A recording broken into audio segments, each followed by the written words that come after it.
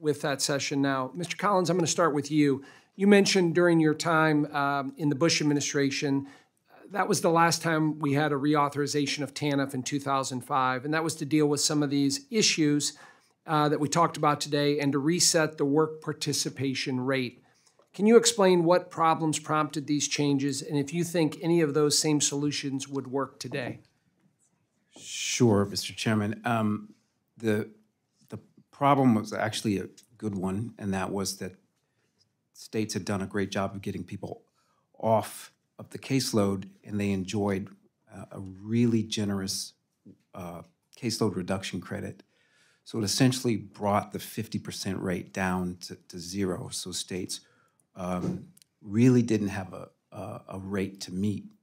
So that was the challenge, and I think what we would do today has to include some other pieces of reform. I would recalibrate the work participation rate calculation, the caseload reduction credit calculation more frequently, perhaps even biannually.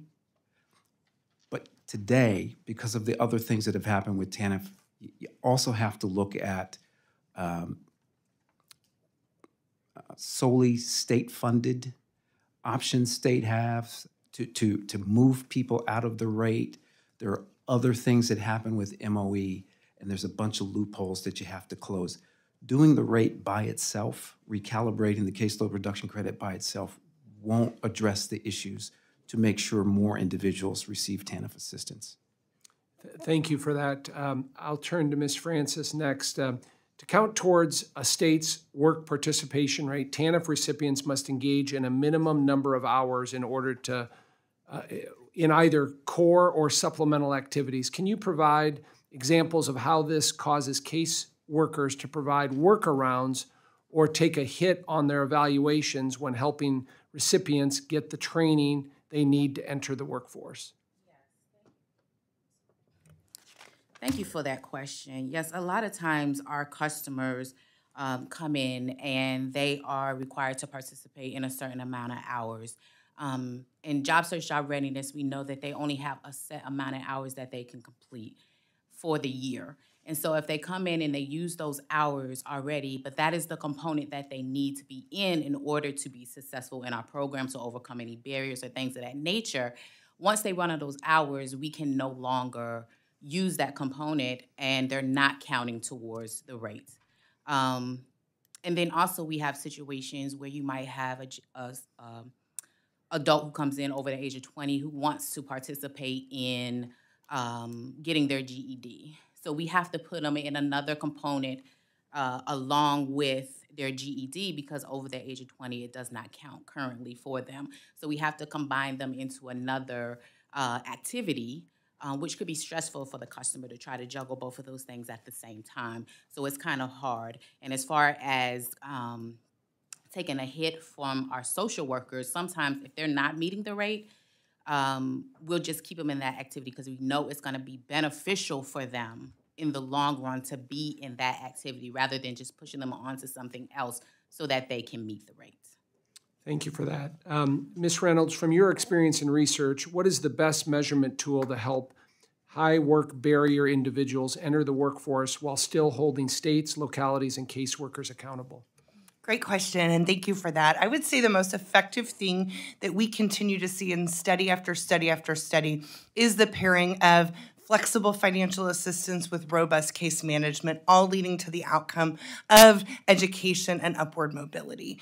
I would say what we see again and again is when the federal government block grants dollars out to states and has requirements behind it, like in Family First, like in McVie, where we say these programs need to be run with evidence-backed program. The poor in our country deserve programs that actually are shown to work, and then those states can distribute those funds to those evidence-based programs, it makes all the difference. Some specific things we have seen in our research at Leo is Bridges to Success in Rochester, New York. They're getting amazing gains in employment and earnings because of mentorship, sequencing, and incentivizing certain behavior through flexible financial assistance.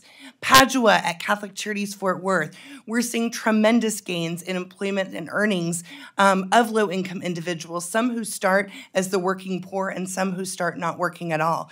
And we're seeing awesome results too with the Goodwill Excel Centers that operate in 15 locations across this country, where we're seeing when you have students, adult students who did not graduate from high school come, get their education, get post-secondary credentialing, all while being wrapped around with supports and case management. That is really the model that is helping individuals move into upward mobility. Thank you for that. Mr. Moss, Michigan is one of the few states to integrate the TANF work requirements with workforce boards and services provided through the Workforce Innovation Opportunity Act. You are charged with making that effective at the local level. What do you see as challenges and opportunities for this type of model? And are there federal rules or regulations that make this connection difficult to replicate in other states? That's a great question, Chair. I wish I knew that answer too. Only joking. All jokes aside, it's worked well for Michigan. I think with our state, we have an interagency agreement between the Department of Health and Human Services and our Workforce Development Department. While I would love to see that federally, obviously we're talking about federal versus local control in some of our states. Now we've seen the model with Texas, and Texas does it well. Obviously Michigan's doing it well.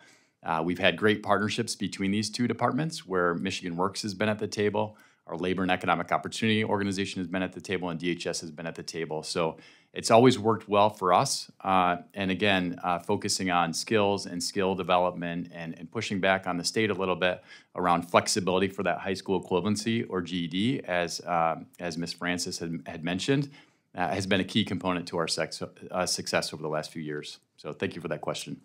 Thank you for that, Mr. Moss. At this time, I'm going to recognize Ranking Member Mr. Davis for his question.